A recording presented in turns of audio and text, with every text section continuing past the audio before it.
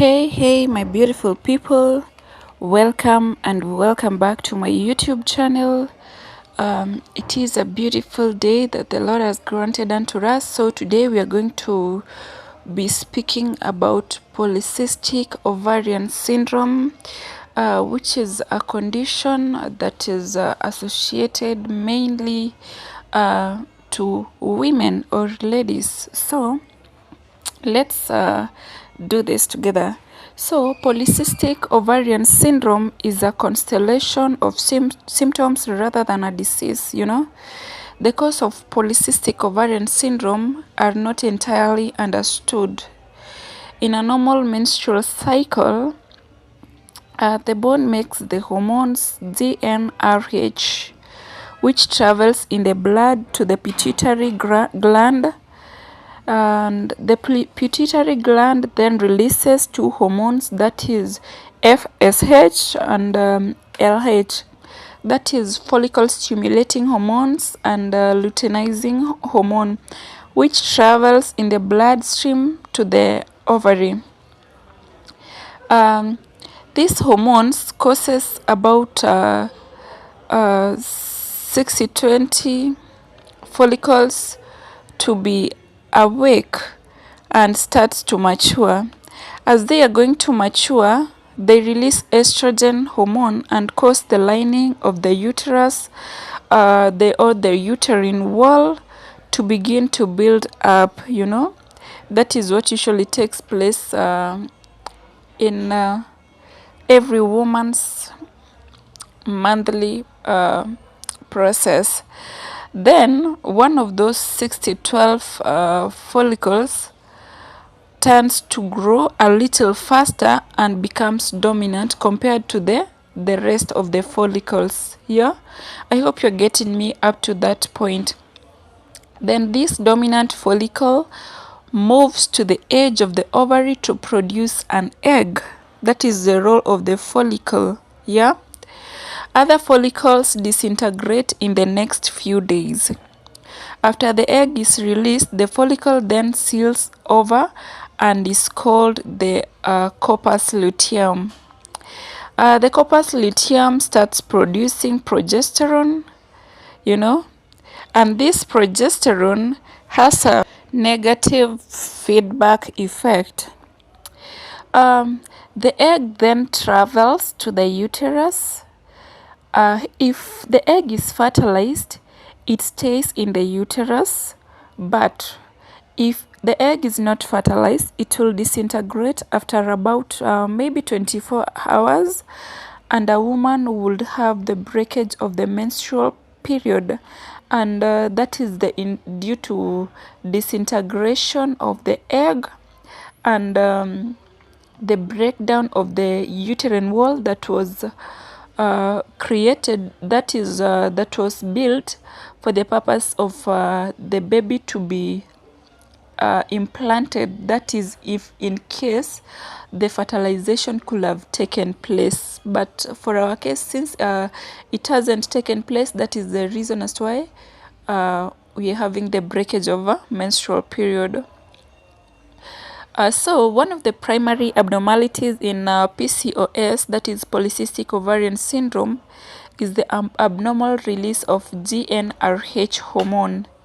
Instead of being released in a regular manner, it is released like in an abnormal way. This causes increased pause frequency, and the increased pause frequency, which later leads to an increase in luteinizing hormone over FSH. This lower FSH, that is follicle stimulating hormone, causes follicles not to mature enough to becoming functional, and hence that means it can't ovulate. If the follicle does not ovulate, a corpus luteum is not created, and without a corpus luteum, there is no surge of progesterone. So what does that mean, my people? It means that the lack of progesterone leads to a high pause frequency seen in PCOS. So the follicles that don't ovulate are called cysts that form on the ovary, hence polycystic ovarian syndrome. Multiple cysts on the ovary represents past failed follicular ovulation and are characteristics of polycystic ovarian syndrome. So let's look at the luteinizing hormone. What does it cause? Like its excessiveness, what does it cause? The excessive luteinizing hormones levels stimulate production of more sex hormones, the androgen, which leads to other polycystic ovarian syndrome symptoms like hirsutism. Hirsutism is a condition where a woman has a lot of hairs on her facial surface, on her chest, on her thighs, like the abnormal growth of hair in the places that they are not supposed to grow, you know. One of the symptoms is hirsutism, as I've told you. The other one is acne, like uncontrollable amount of acne, like you can't manage them, you know. The other thing is menstrual irregularity due to hormone imbalances, and therefore infertility because there is no ovulation. Again, insulin also plays a vital role in polycystic ovarian syndrome. It is released from the pancreas, as you all know. Insulin can affect the thicker cells of the ovary and cause even more androgen to be released, you know, and you know the dangers associated with the excessive production of androgens. The higher amounts of androgen cause decreased sensitivity to insulin and causes insulin resistance.